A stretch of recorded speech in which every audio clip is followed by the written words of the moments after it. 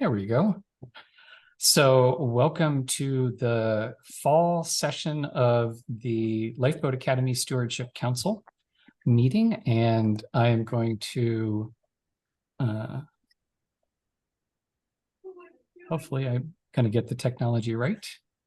I'm going to start with going through the slideshow just quickly so we can give everybody a sense of what is up. We are going to start, as we usually do, with the land acknowledgement. And actually, I always like to give, does anyone want to do the land acknowledgement? Hands up if you feel like it. All right, I am more than happy to do them. And I also like to make a space available for anybody who would like to practice doing a land acknowledgement in a very friendly and safe space. We start with acknowledging the land because actually everything that we are doing is about the land. The whole reason for the Lifeboat Academy is to try to find ways that we can each individually and collectively reconnect with the land and all of our relations, reclaim that way of being together. And in acknowledging the land, we also acknowledge the debt of gratitude that we have to Indigenous cultures who have kept that understanding alive and well at tremendous cost to themselves, at the at the end of consciously trying to erase that knowledge, and yet they persisted and persevered and are willing and generous enough to share that knowledge with us, that way of seeing the world. And in acknowledging that, we also acknowledge an obligation that we have to bring ourselves into right relations with all of our relations, human and more than human. And so in particular, I will acknowledge the Wasanic, who are my closest neighbors here, who are the people who have held this land for time immemorial, have learned how to be of the land, and who are still here and part of the land and our community. And so with that, I welcome you. And we will, in just a minute, have a chance to go through and everyone can introduce themselves, and we'll have a little check-in question just so we can all get re-familiar with each other. And then we'll talk a little bit about the purpose of the meeting, which is primarily to provide updates. And from our perspective, the most useful part is to get feedback and perspectives on our plan moving forward so that we can benefit from your wisdom and perspectives. We'll go over our meeting agreements, and then it's kind of the meat of the meeting, which is giving a quick report on what we have been up to for the last 3 months and what our plan is for the next 3 months. And then we'll ask for your agreement that the seasonal plan makes sense. We'll be seeking consent, which means we'll be looking for concerns and objections and friendly amendments. And then we'll do a quick checkout. And that is what is on the agenda. And I am going to stop sharing. Oh, actually, no. We're going to do a check-in, and the check-in question is, what are you most curious about? And we'll just leave it at that. So tonight, what are you the most curious about? And I am going to pass it over to Ronnie. And while Ronnie is giving an answer, introducing themselves and providing an answer, I will type into the chat a circle for us to follow. And so Ronnie, over to you while I type away. Hi, I'm Ronnie. I'm a farmer caretaker and a lifeboat mentor in process. And I'm honestly most curious about what other people are most curious about. There's a lot of people here who we haven't connected with in this way in a while. So I'm curious to know what questions people might have, what you might think about what we're doing and how things are going. And also just curious for how it will all unfold, because it's been a while we were all in this space together.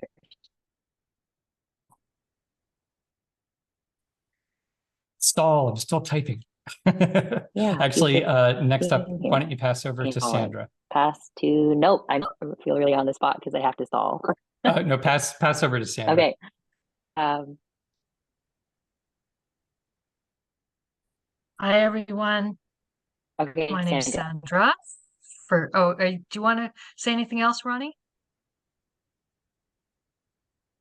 Because you froze there. I don't know if you got to finish what you were saying. Do you want to finish? Oh, yeah, I did. No, I'm good. Yep. Go ahead. So hi.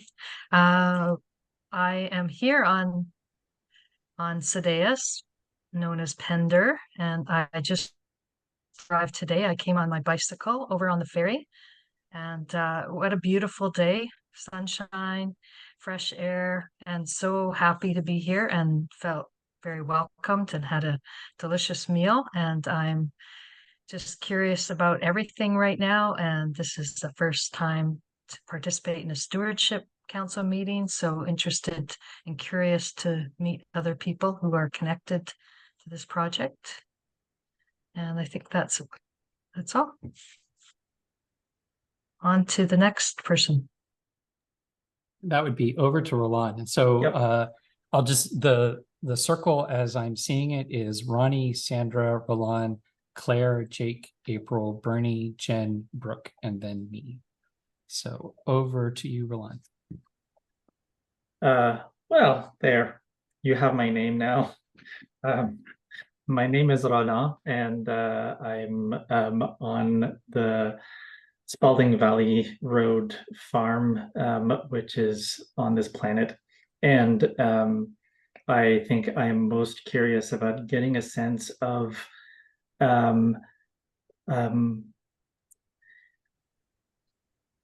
matching where we're going with the sense of urgency around what's going on with the planet.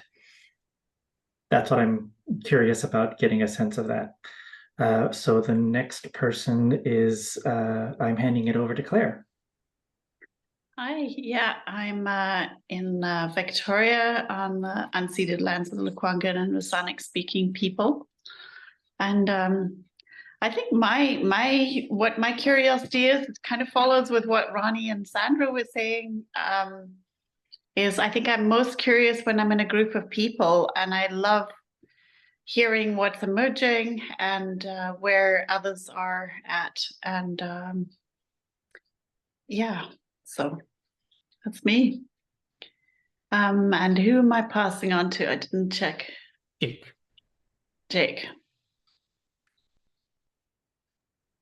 Hello, I'm Jake Enns, and I'm on the close to the border between the Songhees, Esquimalt, and Songhees, and the Wasanic. I have more connections with the Wasanic nation. I'm in Victoria. And what I'm most curious about is, how do we transition from the traditional finances and the corporate industrial and complexes that we have back to a more just society of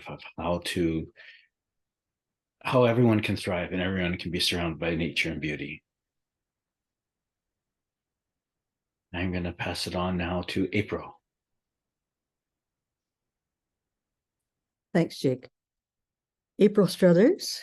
I come to you from the unceded territory of the Seychelles Nation.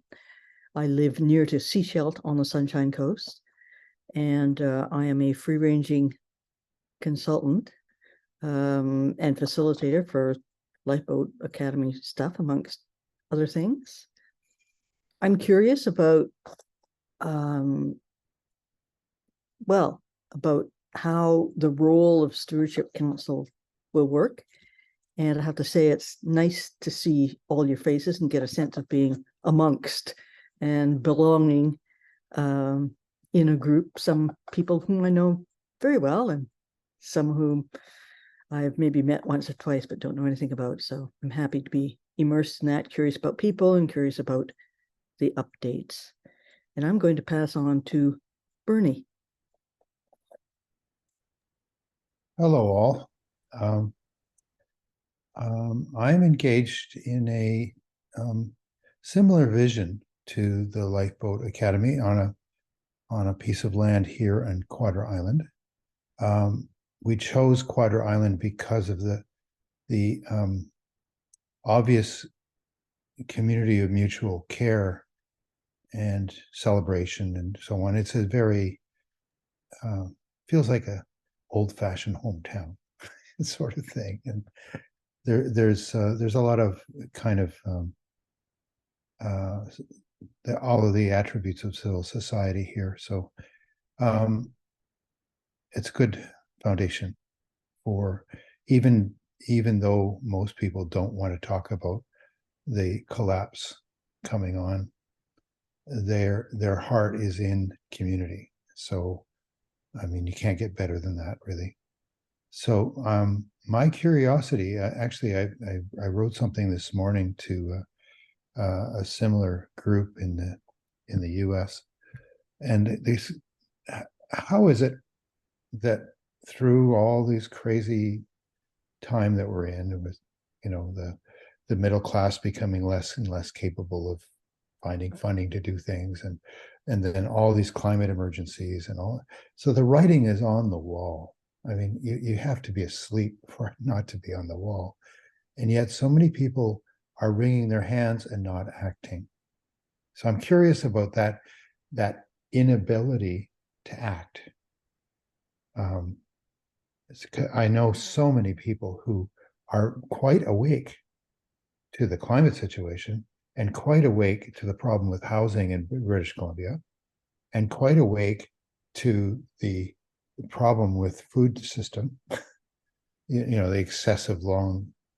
So I'm going on and on. I'm sorry, but the awakeness is not translating into action. It's translating mainly into hand wringing or blame placing, which either one is. I think blame placing is particularly wrong headed, but anyway, that's my curiosity, and I'm passing over to Jen. Thanks, Bernie. Hi there, everyone. I'm Jennifer, and this is my first Stewardship Council. I also go by Jen, and I'm sitting here on Sedaeus in South Pender, of course, on Spalding Valley Farm. And really, it's more of a commons, or going to become a commons more than a farm. And so I'm curious about how we can shift back into that kind of thinking, to have the remembrance, to be able to reclaim the commons and really understand what that means, and to really establish that again. So I'm curious how we're going to be able to do that, and for people to join us in that. So over to Brooke. Thanks, Jen. It's nice in a way to go last to hear all of the things that have brought everyone here today. I am on the traditional territories of the Lekwungen speaking people, and really felt this weekend when I was out in nature what a guest I am, and how much of a guest I am on these lands, and how little I know. So I'm grateful to be here. And some of the curiosity that echoes some of the sentiments I've heard already are generally like at the end of the season. I don't know about you guys, summer was not a time of rest. How is everyone's health? How are the energy levels? How are people doing in terms of self-care and capacity for these sorts of things? I think there's a little bit of a curiosity there. Second part of curiosity is around how we can stay attuned to the needs of the community, each other. What's the pacing of that? What's the structure of that? How do we build that? To do what I think is the third and maybe the most important part of my curiosity, which is how we take this this hopefulness, this passion, this alignment, those sorts of things, and use it to help accelerate that transition. Vancouver Island, these places where we live right now are kind of unique. We've got lots of small scale diverse things happening, lots of attempts to bring biodiversity and health back to our ecosystems. but the rest of the world is struggling. And so how do we take that to 5%, 10%, 25% to reach that tipping point of action? So how can we sort of amplify the efforts here? So personal health, general attunement, and then how can we take this out and beyond? So yeah, thanks. Over to you, Ben. Thanks. And I feel like maybe Claire and I can do a little tag teaming too. And we will stay focused on the Lifeboat Academy, but part of what we're doing with the Lifeboat Academy also involves what Claire is doing with Regenerate Cascadia. And I think that it goes to answer some of those questions of, you know, how do we amplify things? I have the same, my curiosity / frustration is Bernie's that morphs into Jen's, which is, you know, what it's exactly that same, that people are talking about it, people are witnessing it, people are labeling it, and even when we ask, you know, we're asking in a very sort of specific and direct way, you get a and it's sort of like, so how do we flip that switch, and what is going on there? And I think it's also how do we go slow to go fast? How do we you know, really how do we invest? How do we learn? Because I think this is where it morphs into what Jen was talking about in terms of what does it mean to be part of the commons? And for me, it's a both and. And so there's something about space for the personal transformation that's going to happen on its own schedule, but then urgency around how we work on the ground. And that marrying, because I think part of why people are so stymied, or why they are engaged in nothing but blame and armchair quarterbacking, is because we've kind of all been conditioned to think that we just think it and then other people make it happen. And for me, part of reclaiming the commons is like, no, it's, you know, it's here. If we're going to manifest something, we make it with our hands. So, and I think that's, yeah. And then how do we amplify that? How do we accelerate that? Well, a very cool way of starting. And I'll just go back to the slideshow, and I gotta hit this button and then that button and then there. All right.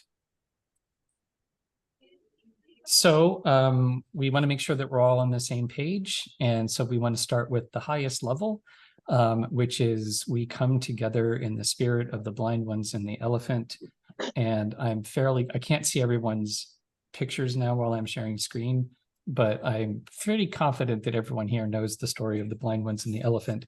And if you don't, the gist is we all see a different part of it. We all touch into a different part of this experience.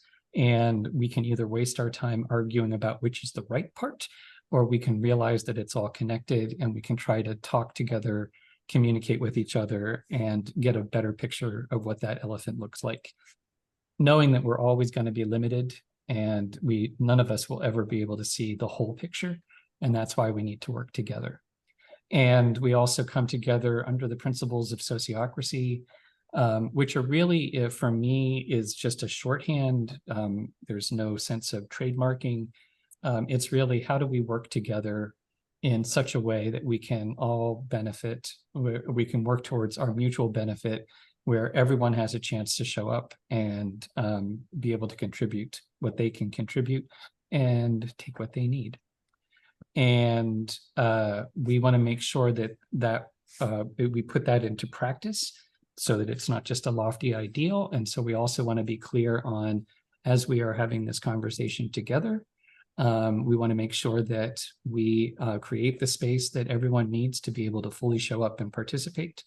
Because we have a core belief that if you simply show up show up as you in all your fullness, good things are going to happen. And so we offer up a starting point, kind of our proposal on how we want to be with each other And we'll go back through the circle once again, and I'll ask, can you live with these? And is there anything else that you need to feel like you can be present and show up? And so the agreements that we propose are, one is an understanding no one has to do anything. We're all here as free agents. We all have our own free will, and no one here has the right to coerce anybody into doing anything. We also encourage, within that non-coercive space, we do encourage you to listen first for understanding. And I like to add both to yourself, to the words that come out of your own mouth, and to each other. A reminder that we're all in this together, whether we recognize it or not, it's still the truth. And so when we recognize it, it just is easier for us to work together. An encouragement to speak from your heart, to speak from what is true in your experience, what's meaningful to you, and to suspend judgment to the degree possible. And here we use non-binary as a way of suspending judgment, resisting the urge to make something this or that, good or bad, right or wrong, and instead allowing things to be in their full, complete messiness. And we come together in a spirit of generosity, curiosity. You could extend this to say kindness, compassion, gentleness. And we do that because we know it's just the most energy efficient way of being with each other. We save a lot of energy by not engaging in a lot of conflict and controversy that doesn't get anyone anywhere. We save the conflict and controversy to where it's productive. And finally, we try to peg the funometer because we know life is entirely too important to take seriously, and that laughter is a sign of healthy relationships. So with that as a starting place, I'm going to stop sharing so we can see each other. And we'll go back through the circle. The question is, can you live with it? And is there anything else that you need to feel like you can be present tonight? Over to you, Ronnie. I can definitely live with these. Over to Sandra. Yes, I can live with these. And I just want to say, if you see me yawning, it's because I had a very physically active day, but I'm fully here and really happy to be here. Yay. Over to Roland. I agree to these. Over to Claire. Yeah, thanks for bringing them right up front and into our consciousness. Wonderful. And I think it was Jake after me. You're muted there. I very much agree, and I love that it's the non-binary messiness and laughter. And so, yes. And over to April. I agree. And for me, the bit about the funometer is always really important. And over to Bernie. Thank you for hosting. Yes, I agree to all of it. Over to Jen. I agree. It's nice having that at the forefront, and I'll carry it over to Brooke. Yes, obviously it's easy to agree when they're so natural and logical and supportive and helpful. So the only thing I would add is that I'm spiking a small fever. I may need to call myself away if my energy shifts. I'm also potentially turning my camera off at times. It doesn't mean I'm not paying attention. I'm absolutely here, just to let you know. And I think this is a great reminder that we also are all encouraged to take care of ourselves in the circle. And you can come and you can go. And in the conversation, if we are using the circle, you always have the ability to pass. And we really take that non-coercive part seriously. So I'm going to go back to sharing the screen. And so just as a reminder, kind of giving the lay of the land, because we use sociocracy, one of the principles is we divide the work of we think of the farm as an organism that has many different organs, many different functions that keep it alive. And the functions and the organs interrelate and interconnect. And so it just makes it easier to be clear about those functional areas so that when we're talking about who's doing what and how people interact with each other, it just makes it simpler.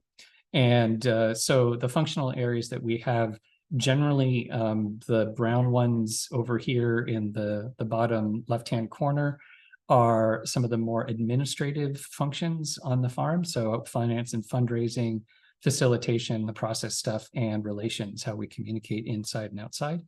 And then we have a lot of the kind of more farmy, functionally things. So chickens, goats, pigs, not this year, gardens, fields, the forest, and the care of all of that, including the workshop and the tools that are that help to support all of that. And then we have our common spaces, hospitality, which housing and hospitality has been morphed into just hospitality, and the kitchen. And when we talk through what we've been up to and where we're going, we use the functional areas just to provide a little bit of a framework. So we're going to give you updates first. And I think what we'll do is we'll go through the updates and then pause and have questions for clarification. And we didn't really talk about this, but I'm going to propose that the caretaker talks to the points, and hearing no objections because I don't have the mics on. We'll go around that way, and I'm sure we'll work out just fine. So facilitation, when we're reporting on last season's goals, we had a meeting in May, I believe, May or June, when we laid out our summer plan. And the watchword for that plan was relational, and it was all things relational. And we realized that we really wanted to put our emphasis on building a strong foundation of relationships in everything that we were doing. And so a lot of our main goals were about how do we reach out to people and bring them in. And so the goals that we set for ourselves are we wanted to find partners who would help us by hosting our webinar offerings. We wanted to look for some new mentors who we could integrate into expanding the Lifeboat Network. We wanted to get more rigorous about making sure that we were onboarding everybody who was on the farm so that they had a sense of what the expectations were, what the shared agreements were. And we also had a goal of creating some orientation videos that would help in that onboarding. And what we have been able to do is we've done onboarding pretty much with everybody who's come on the farm this summer. We have road tested our level 1 and level 2 onboarding. They've been going, generally the feedback has been very positive. And we've been making some tweaks and keeping on. And Sandra is here to give it the next road test. So we'll see how the onboarding system is working. We also have Ronnie as a new official mentor and Jen as a new official mentee and intern currently.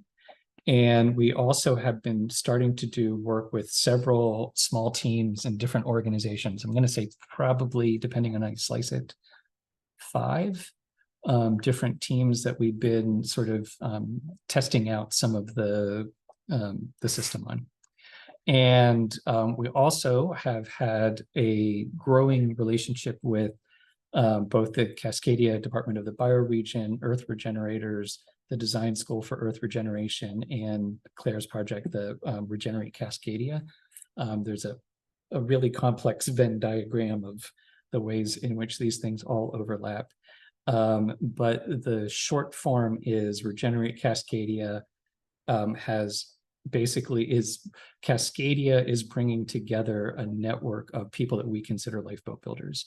And I think the Regenerate Cascadia project is a launch pad.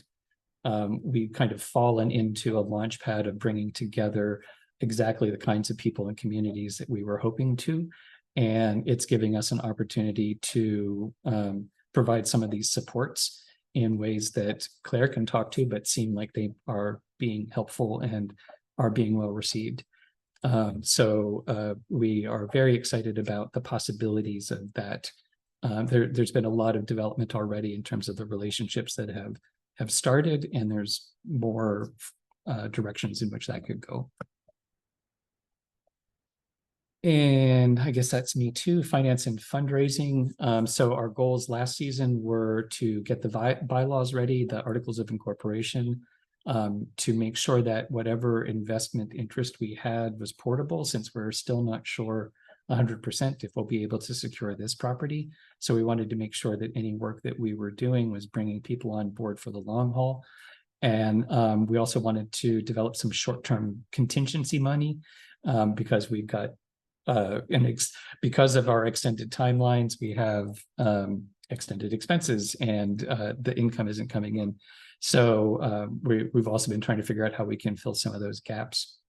In terms of accomplishments, we have the articles of incorporation drafted, and they've been reviewed by a fair number of people, 4, 5, 6 people. And we're still in the process of sort of integrating some of that feedback. But more importantly, we're at a point now where we need to bring in that core group of initial investors as the people who, because ultimately the articles of incorporation are the agreement that we want to have together about how we want to work together. I encourage everyone to, I'm actually going to stop share for a second and share. Oh, shoot, I don't. Oh, well, I had brought up the articles of incorporation, and I can't find them because of the way the screen is set up. I am quite proud of them because they integrate the sociocracy framework into the governance structure, and it also lays out a really clear the very clear rules for the Stewardship Council. So ultimately, as people on the Stewardship Council, I would direct your attention to the articles of incorporation, especially those sections. And we are, we're really interested in feedback and ways that we can tweak them and improve them. In addition to that, we've also set up our fundraising pyramids for timeshare croppers. Basically the pyramid establishes the number of sort of smaller scale investors, a larger number of smaller investors, and a smaller number of larger investors. Oh, right. And the articles of incorporation also include the rights of nature in a very interesting way. We think we're cutting new territory here, and so that's very exciting. So we've established our fundraising pyramids for timeshare croppers, social investors, and fair shareholders, and social mortgages. So we've got our goals, and oops, sorry.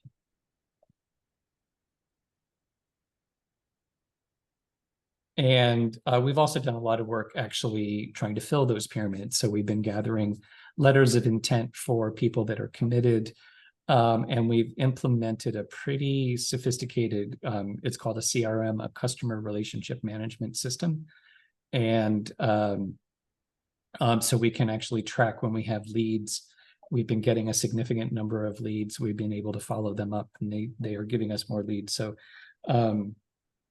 I wish we could say, we're 90% of the way towards having our fundraising in place. We're not, but we are having really solid success when we're reaching out to people and communicating with them. They're very interested in the ideas, and it just takes a while to get people familiar with the concepts and comfortable with what we're doing.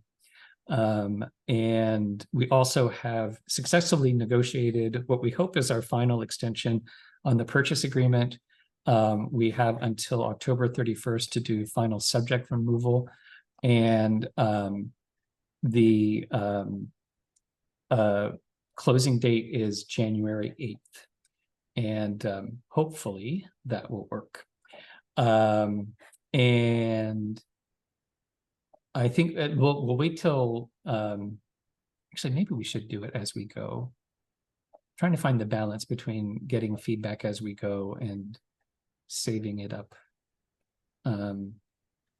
We have a lot of material, so whichever would help us to move along at a reasonable pace, especially if you've got a couple of people who aren't feeling well, just to try to keep things. Yeah, I think let's do this. Let me throw it over to Ronnie for relations, and then that's kind of our like that's really the big clump of things, and then we talk about more farm stuff. So let's do that. Ronnie, why don't you give us an update on relations, and then we'll take questions. Awesome. Yeah, so in our last seasonal plan, we identified we wanted to find opportunities to be on podcasts and featured on blogs. We wanted to get our website finalized, and we were interested in finding different retreat opportunities, specifically folks who might host opportunities here on the farm, retreats on the farm. And what we have accomplished is we have a podcast in progress with a friend of the Lifeboat Academy named Andy Wildman, who's building a lifeboat in Tasmania. And we've done 2 recordings so far, and he's doing all the production work side of things, which is awesome. So that's going well. We did our first big social media and MailChimp campaign back in August for finding different kinds of investors and different kinds of lifeboat builders and people to be in the lifeboat network. And I feel like that all around was very successful. We've had a lot of interest in both of those areas, which is great. And more on that later. We are, as Ben mentioned, we're involved with the Regenerate Cascadia project, which Claire is one of the mad scientists who's put that together.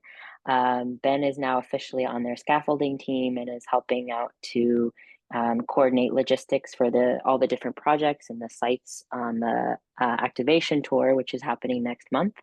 And we are going to be a site on the activation tour, so folks will be coming here, possibly the community hall. We're not sure yet, but we will be giving some sort of presentation about what we're doing and what a bioregional learning center could look like. So that's really exciting.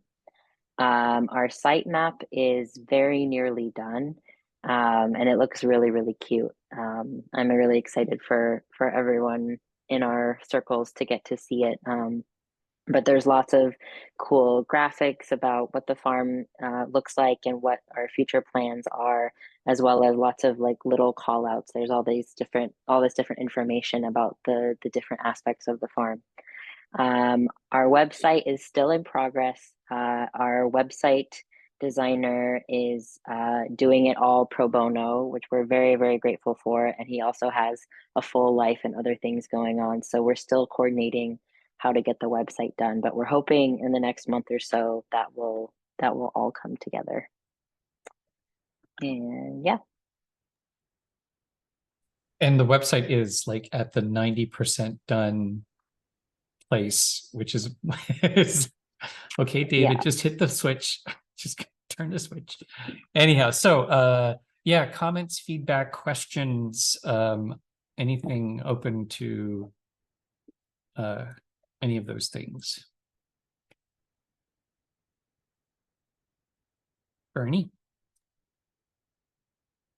So we have been investigating something called the British Columbia Cooperative Association Act, and they have it's a legislation that enables and supports the formation of cooperative associations as opposed to corporations. So there's still all the content of the articles of incorporation, but they call it a memorandum of agreement. And there's quite a bit of material available on what this particular form of structure is intended to do. And for our point of view, it works well with a communally governed association. So I don't know whether you've heard of that or investigated it. So yeah, this is you still have shares and different kinds of shares and so on. It's a particular thing that's enabled under BC law. So Yeah, there's this is one of the core ongoing debates with the Articles of Incorporation. Actually, one of our prime partners is Foodlands Co-op of BC, and Heather Pritchard, who is one of the driving forces behind that, is a big co-op advocate. And in fact, one of the people that we had review our bylaws is their co-op specialist. And part of the conversation that we've been having, there are, like anything, there are some limitations with the co-op model as a legal structure. And there's some advantages, and there's some advantages of the B Corp and some limitations. So we actually know of an organization that is a blended B Corp / co-op. And we think that the way we've written our Articles of Incorporation, it actually it incorporates a lot of the co-op strengths.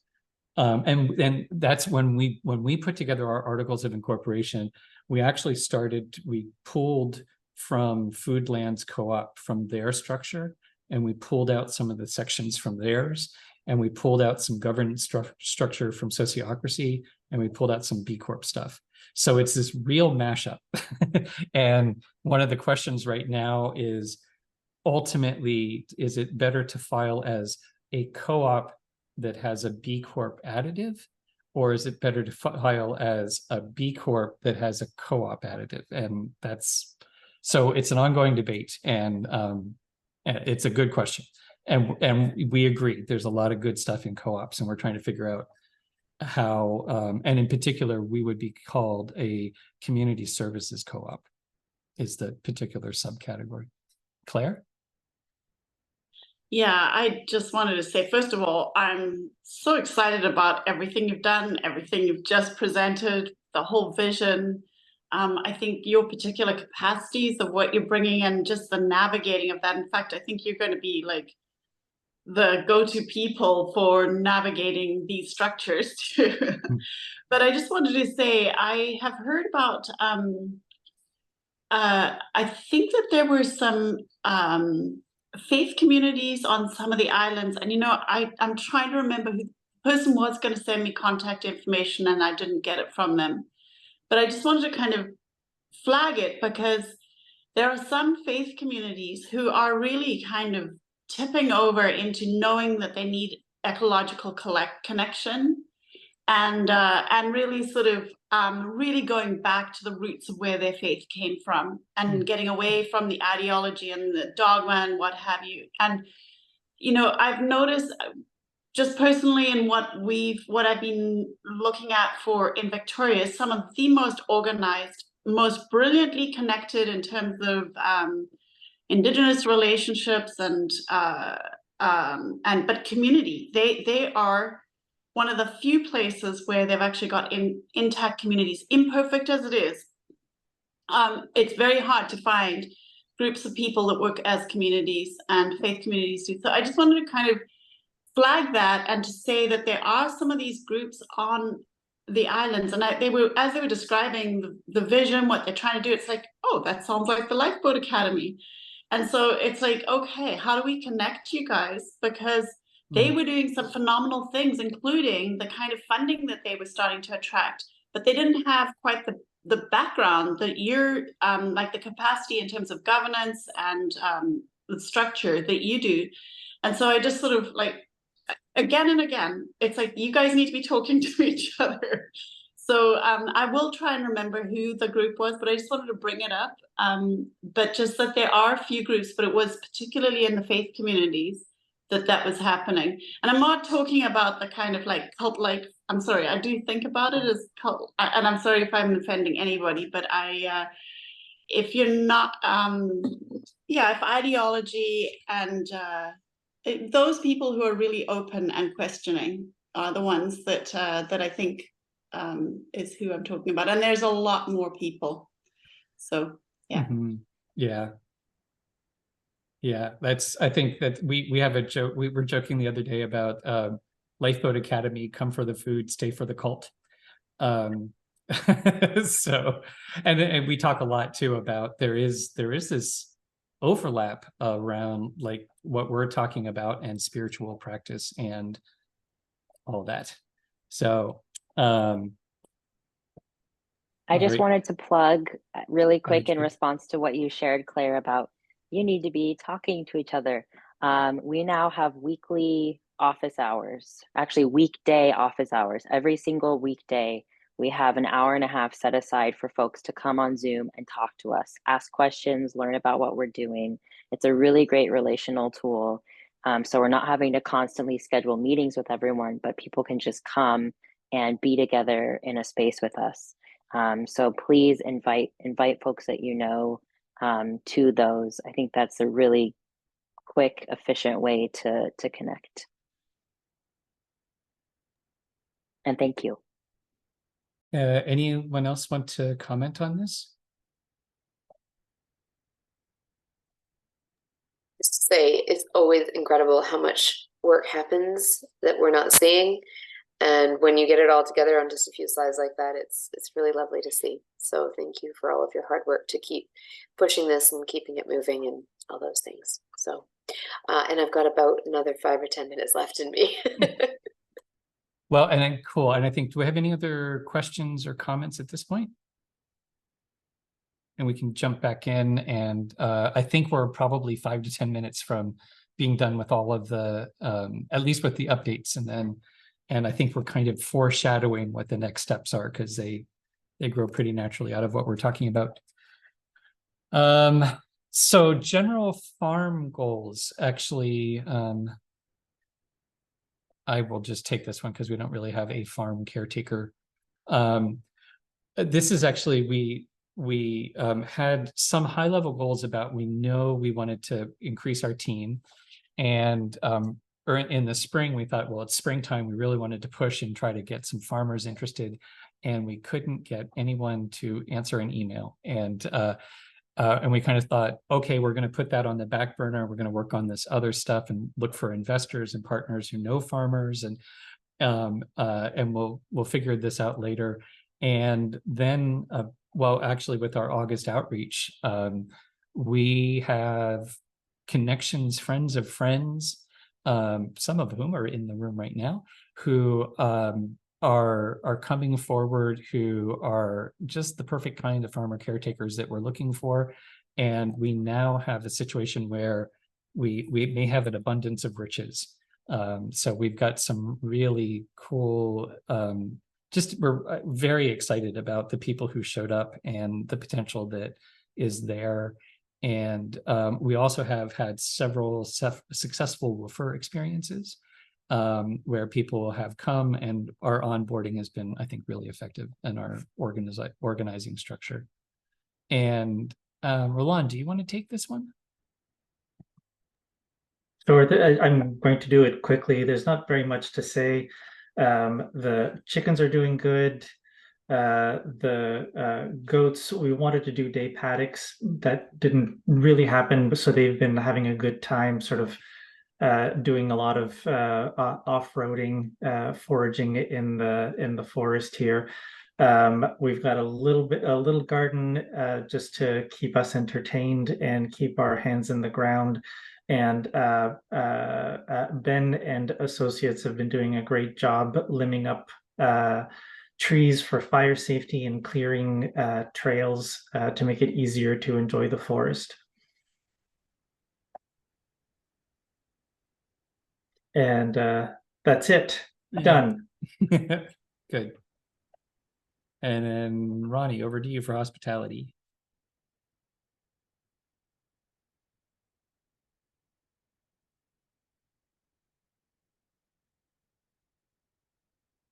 Are you there, Ronnie? I'm muted. I was muted. I'm sorry. Last season, we wanted to set up the RV and the second tent as a glamping site. We wanted to set up the library/craft room and add signage to different places, both inside the common house and outside on the grounds. I also wanted to finalize and implement our visitor feedback process. What we have done is we did set up the RV, and Jen is now living in it and has made it a very cozy and beautiful home full of lots of plants, which is very lovely for her. And we did also set up the second tent, and now the tents are in the process of coming down because it's getting cold and wet out there. We have some signage up in the house and are planning to hopefully get some more up before the Regenerate Cascadia tour happens. And we also hosted quite a few potlucks and quite a few overnight guests. And lots of folks participated in our meals and morning circles and planning meetings, and that has all gone really, really well. The visitor feedback process is it could use some polishing. I can acknowledge that. And we're actually, hopefully this week, going to start setting up the library for real. There is already a table and sewing stuff set up. The space is somewhat usable, but we're going to go to the next level and actually set up the library as a community library and craft room, so that folks who visit can see what that feels like. And yeah. And that's our update. And I will add for Brooke prompted the question, but I think it's a great one. And it made me think of for Realzy moving forward on the library, in terms of how, and I will open the floor up to everyone on the farm to chime in. But in terms of our health and well-being, I think it's been wow, how do you answer a question like that? We have been modeling really good resilience, and we have been learning really well, and learning is exhausting and is not always fun. And but at the same time, I feel like, and I really do want to, I feel like for me personally, I feel like there's been a lot of confirmation about some of the support structures that we have in place and the real value of taking the time to get your foundation good for moving forward. But I want to, and with full recognition that we've had so many twists and turns, and things have felt so high stakes, and there are so many, and it's also lots and lots of highs, but then people changing their mind, or situations changing, or so it has been, and what Roland was pointing to, the world is just going insane, and we're also feeling this, in the real material and emotional sense, prices going up, and all of a sudden keeping the truck full of gas is a challenge that we didn't think we were going to have, and anyhow, so it has been challenging, and I think it also has been really affirming that the support structures really work. At least that's my perspective, and I want to throw it over to Ronnie, Roland, and or Jen.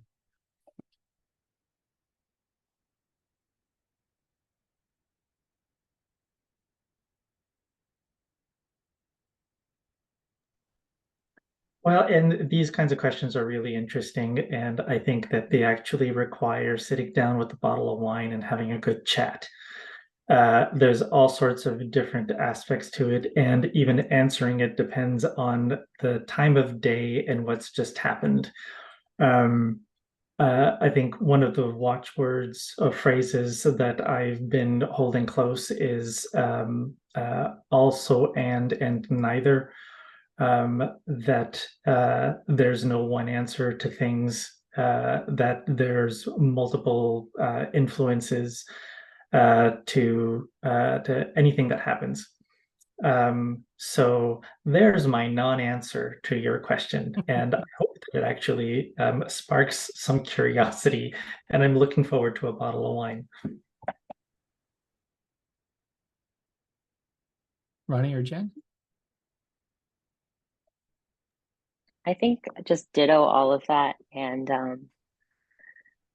yeah, living living in a more communal regenerative way doesn't mean we don't experience all the same stressors that other people experience. You know, even though we live on 47 acres of beautiful land, and you know, we have there's so much here that's peaceful and beautiful and supportive, and there's still the stress of the world being on fire and bills to pay and keeping up with all of our relationships and our own mental health and triggers and all of those things. But I think really the key difference is having tools and having processes that become familiar the more that we use them. And it becomes easier and easier to be like, oh yeah, I should reach out for help, or I have this tool I could use, or if this sounds like attention, can we go do a round of considerations? Yeah, I think that's the major difference, and it's felt really supportive to have that. And it helps to kind of keep focus on here, what's happening here on the farm, and kind of screen out. And it's like at least here things are a little bit more sane, a little bit more manageable, a little bit more, you know, structured and ordered in a healthy way. And that's the best we can do. That's good enough for now, safe enough to try, right? It's like what is good enough, and getting keeping to that standard of what's good enough for now, safe enough to try, is how we've accomplished what we've accomplished. There's been so many days where it was like, I wanted to do all of these things and I only did these two things. And yet we're here and things are happening and things are working, and we have all of these relationships that are just building and growing and changing. So yeah, I still feel you know, a lot of grief and anger and despair about the state of the world and lots of things. And I get to be part of this meaningful project. So it works for me on a number of levels. Jen? Yeah, just at a quick line, because I know Brooke's wanting to go. She's not well. Thank you so much, all of you, for being here. And really, it's just so nice to have the resources to be able to draw and resource ourselves. So grateful for that. And I'm sorry my video's not on. The nighttime video in the RV is just not good. So that's why I'm on the other way here. And I did, if I can, just quickly ask everyone, there were some really good things that were shared at the beginning, and I wondered if I can have your consent for portioning out that check-in that we could put on our YouTube channel and just let people know, you know, where we're at and who we are and what's we're curious about. Is everybody okay with that? No, not everyone's here at the moment, but all right, thank you. Okay. Yep, no objections. All right. Well, oh, April, you look like you want to say something. You're muted.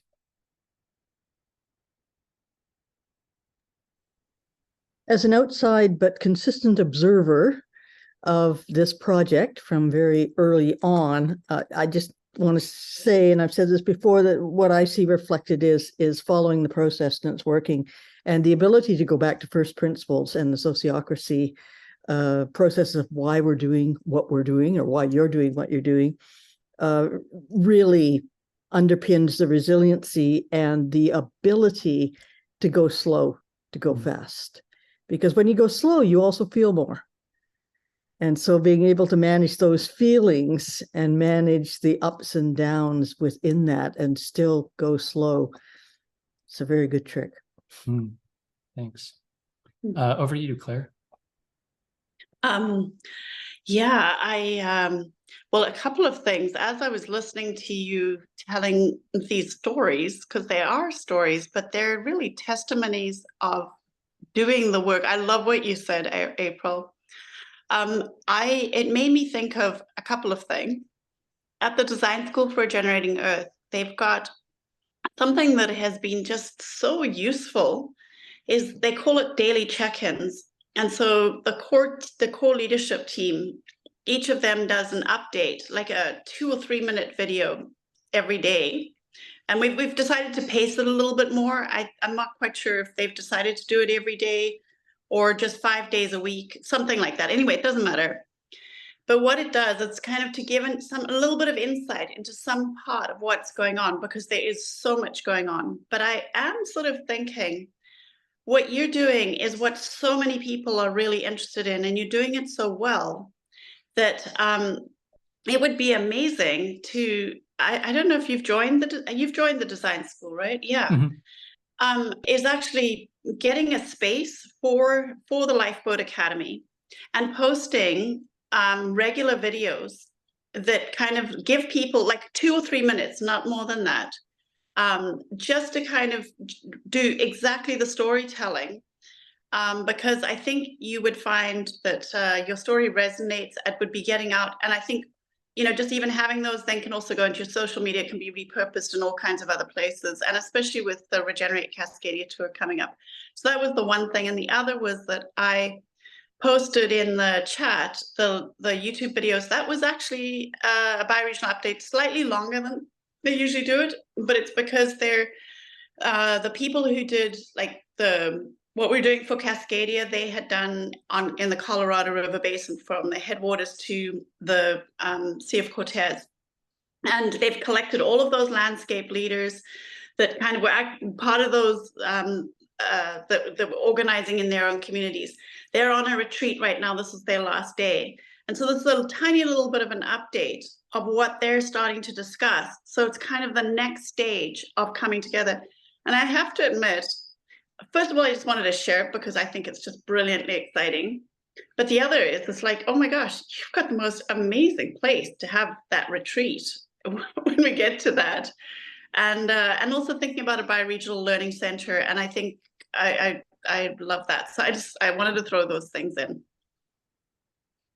Thanks. That's great. And that's a good encouragement. We've been trying, actually, I won't say we've been trying, we have been moving in the direction of recording more things that we're doing, asking if we're having an information session with somebody.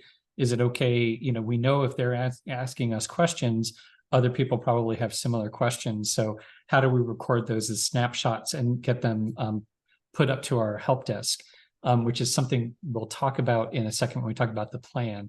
I did notice, Sandra, you had your hand up, so I wanted to make sure that you had a chance to. I was just going to say how much I appreciate that in your bylaws that you said you included the sociocracy structure, like the process. And I'm working currently with a nonprofit, and even we're getting into the AGM. It's like, oh, how come that process isn't in our bylaws? That would be so helpful. Oh, we should add that. And so they've been in operation for 20 years, and they're like seeing that would be really helpful to do that. And you're doing it right from the beginning. So I think that'll be really powerful advantage to keep you, steering on track, and love the rights of nature. So I'm really curious. Sounds amazing foundation for what comes ahead. And then I can add that my interest is in growing medicinal herbs or gathering.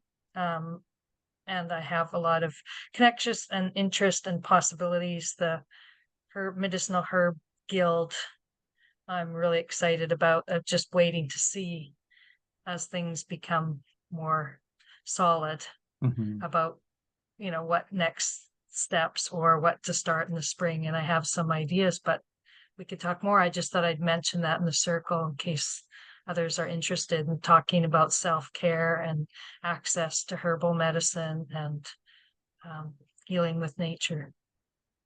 And I think this is the layering, right? And that's there's a website and a concept called Liberating Structures, and it's this idea that a lot of times we equate not having a structure with ultimate freedom, like everyone sort of chaos equals freedom.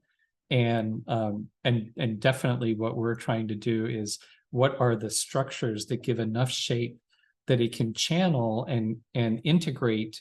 We don't have to do the same thing. We can be interested in different things, bring different gifts. We just have to figure out how to weave them together. And that's where the process comes in, giving space for that. And one of our newest mottos is we probably have that written down somewhere.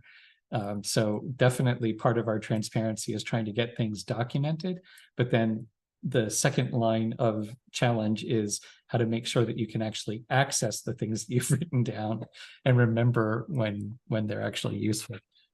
And Go sorry, ahead. can Go I ahead. just add, as a teacher who teaches people from all over the world in different countries and cultures, and facilitating a classroom where you need to have some structure and process for people to be able to participate fully. Mhm. So the last step that we have is really just to share our plan moving forward. And right, I'm going to do this share screen thing.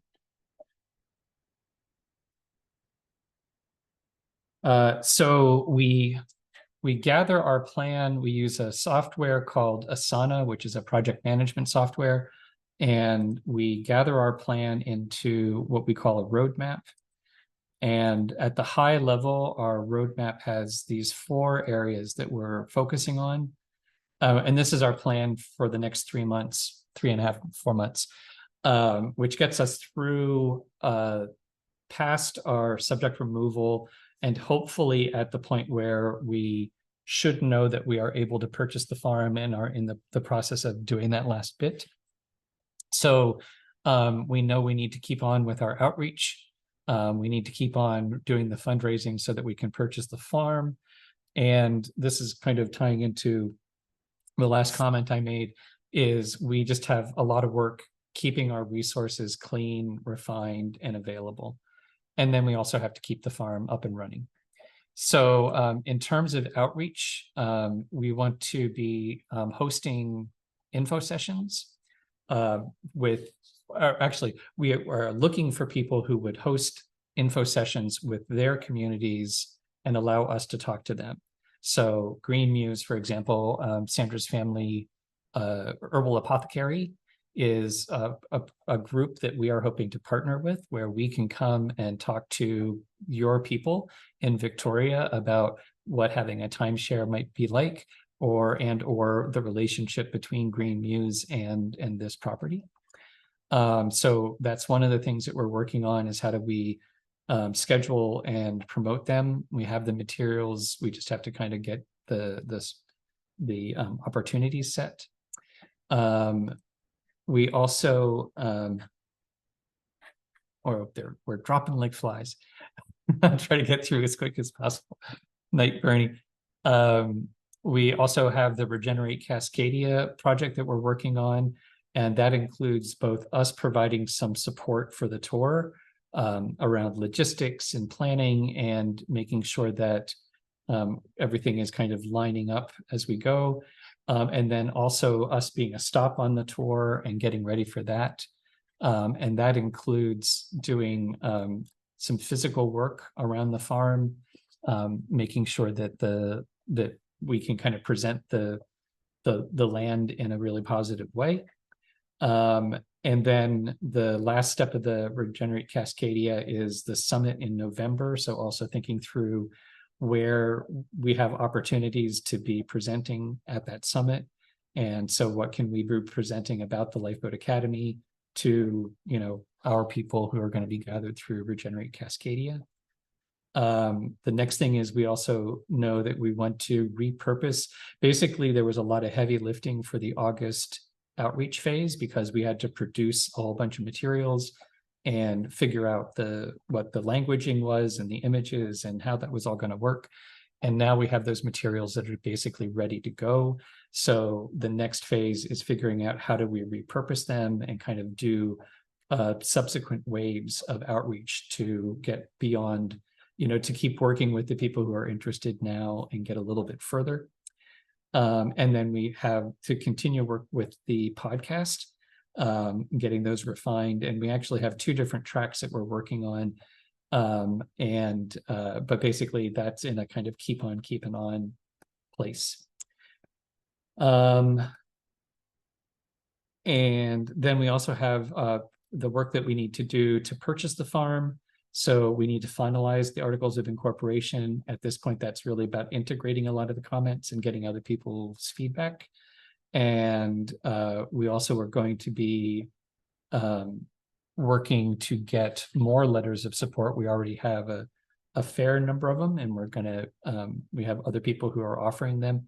So the next phase also, we don't really have it as a task here, but it's trying to take the materials that we have to see whether or not we can find a few more deep-pocketed investors who could possibly cover us for a little bit longer, so that we have more time to find the smaller investors so that we can actually, the people who want to invest in the commons, we need more time to find them. So if we could find somebody who would back what we're doing in the short term, kind of cover our bridge, that's part of that process.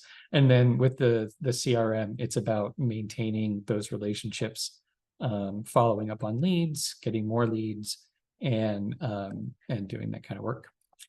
And then in terms of the resource development, we pretty much have scheduled the support events are the office hours and the navigation sessions.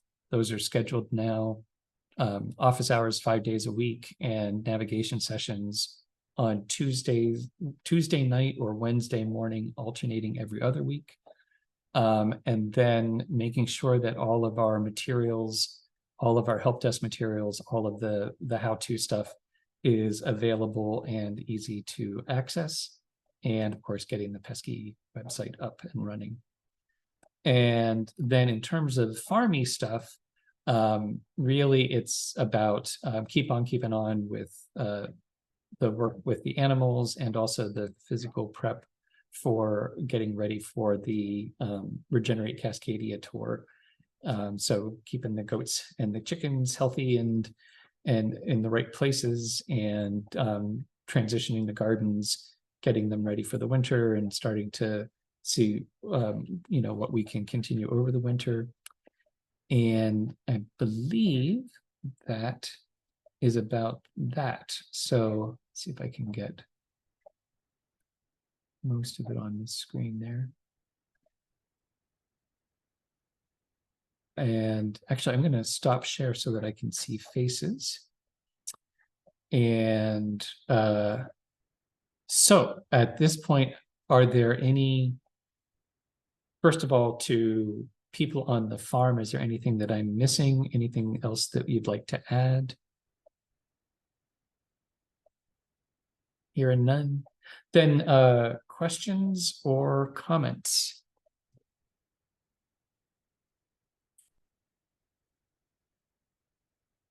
Or observations? Claire. Yeah, I am wondering, so this is, I'm just going to ask the question because I could spend a lot of time talking about it, but it is a question, ongoing question I have, is in terms of like RRSP investments, any kind of investment that people are making, people are kind of forced into having to invest in the stock market kind of for their pensions. And there are absolutely no options at the local level. I've looked at that, asked the question why, and I've heard that essentially it needs to be a big enough fund, that there needs to be certification and what have you. It's a longer term thing, but anyway, I just wanted to say that people are looking to invest money in something that feels a lot more financially viable. So I wondered, that would be a conversation I'm dying to have. Like I really want that, but in the short term, if people are wanting to put some money into an investment because they hate the options that are available, like it's their pensions, the stuff they need to live off of. I'm wondering, is there an option for that as like an investment arm for that? And can it, because it just feels like there's like such a niche there in terms of need and nothing offered. Mm-hmm. And it's like believing in the future. So it's like there's a whole bunch of things. Yeah, I mean, the way that the simple answer is the intention is that the shares work like shares. And we expect, if it is a viable concern, well, it's two things. It's not only there's shares in the company, which work just like shares, so they can be sold. People can, like you can invest in a share and you can resell the share and get money back as part of that. So that's part of it. And the other thing is we have talked about what we're calling the insurance policy, which is that you're not just investing for the money, but you're actually investing in, there's a place where I can have my food, right? That I'm investing in a stable source of food, a community that will, be a crash pad if I need one, that sort of thing. So we've talked a lot about, like, we want to research collapse aware investing or collapse savvy investing. So far, we haven't really found too much on it, but yeah, we're thinking in the same direction. It's like, just as in terms of good investment, we're talking about land that grows food. Like, there's no better investment if it's cared for. I just jumped in on that answer. I probably should have made space for anyhow. Ronnie, Roland, Jen, I want to add anything to it? Yeah. And ultimately, that's the other thing too, is in terms of reclaiming the commons, the Golem trust aspect of this is we're hoping that this can be a viable concern where we can attract more investment to buy more properties. And then it does become a much different kind of investment mechanism. If there are multiple properties that are all sort of managed as a a shared resource, then that becomes a really valuable investment and more fluid, more what's the liquid, more liquid investment. Other comments, questions, observations, amusing anecdotes?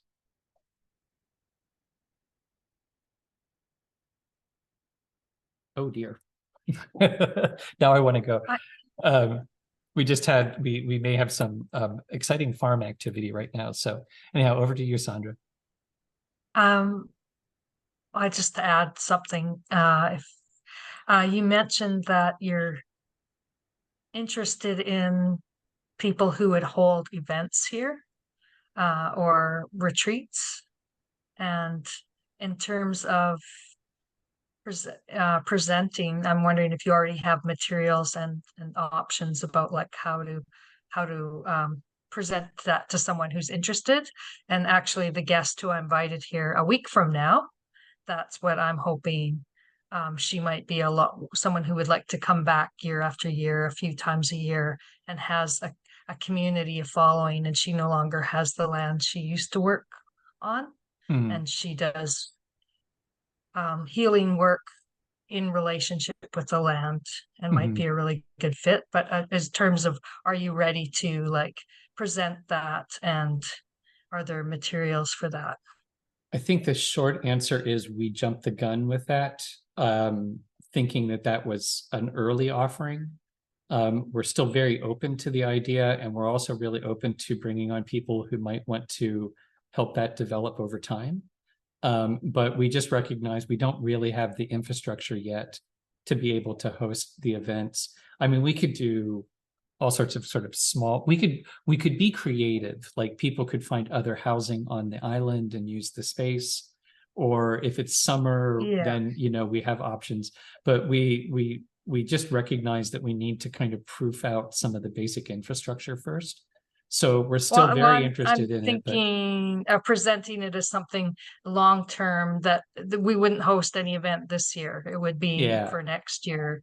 Totally to interested start in that relationship and look at what would they need and what could you offer. And if there's some sort of conversation to have about that. So this person might be a potential person to practice on. Yeah. Well, and I think that, the hope is that this is a sandbox, and there are some rules for engaging in the sandbox, but then what we create in the sandbox depends entirely on who shows up, and that. So if someone shows up who wants to start to craft that part of it, that's fantastic. And if we have some farmers who have some more growing based ideas, like they want to put seeds in, and that part, well, then they can shape that. And and then we let the process take its process, take the course that it will. But so yeah, we're really open to the idea. We think there's tremendous potential, and it just needs to be developed. Claire? Yeah, no, having spoken already, but I'm just realizing there, you may have already thought about this, but I just, knowing some of the groups that are pulling together for the bioregional activation tour in October that are local. So I'm thinking in Gabriola Island, some of the Victoria people, there's people on the San Juans, there's people that are fairly close by. I mean, I think that you appeal to, to everyone, but especially the ones that are close by. I'm just wondering, I know you guys are pretty capped out with capacity, but it would be fantastic to either be one of the people who are kind of doing a bit of a roadshow with them, or that you have others to just be part of the conversations and to have materials that you have available to kind of, like I know at the Victoria event, there would be the ability to set up a table with what you do. But I would just, I think it's not just being visible, but it's actually the conversations, because you'll see the opportunities and then you can have the conversation. And it would be such a rich time if you were to kind of invest your time in specifically targeting those events. I just think it would be very well worth it. So I just wanted to really put that in there, because it's, yeah. It's a great idea. It's just that capacity part. But yeah, no, I think you're right. And that is, well, it's part of the reason why, and we can continue this conversation, but it's also one of the reasons why I am very willing to do a lot of the one-on-one contact with some of these, because just sort of chatting with them and being able to hear what are you working on, what are your challenges, and see whether or not where there might be a fit. So yeah, I think we're definitely in, and let's keep the conversation rolling, and wherever we can, I think that's a great idea. And I'll definitely be plugging it as well. In fact, actually really getting me up to speed with your materials or whatever. But I also have a lot of other hats, but this is one of the hats. So. Yeah, and the materials, that's a good point. So part of what we're thinking about in terms of the info sessions is exactly that we have basically like a canned, here's a 15-minute, here's a 5-page thing that you can look at, or a 1-page, and a short little presentation that gives you the highlights. And so yeah, that's what we're hoping to do, is have that package together that then you could take out or we could take out. That's the goal. Anything else? Other questions, other comments, observations? Well, I think then we have gathered our feedback. We have a lot of good ideas. It sounds like, I guess I will ask the question officially, are there any objections to any of the things that we've proposed? Any problems that people have, concerns it's not good enough or not safe enough? All right. Well then, thank you very much. A pleasure as always, and we will endeavor, definitely remember and remind your friends about, and we'll be promoting it a lot, that we have the office hours and the navigation sessions. So those become really easy. They're on the calendar. You can just show up, we're going to be there. We can answer questions, provide support. So that's a really great tool and likewise the info sessions. If you can think of places where it might be worth our time to show up and be able to talk about the Lifeboat Academy, that would also be really useful. And I'm just going to throw it over to Ronnie and Jen. I think Roland has stepped away for a second, but I'll go Ronnie and Jen. Anything you want to add? I just want to thank everyone for being here, and especially for those who stuck with us through the whole thing. Thank you so much.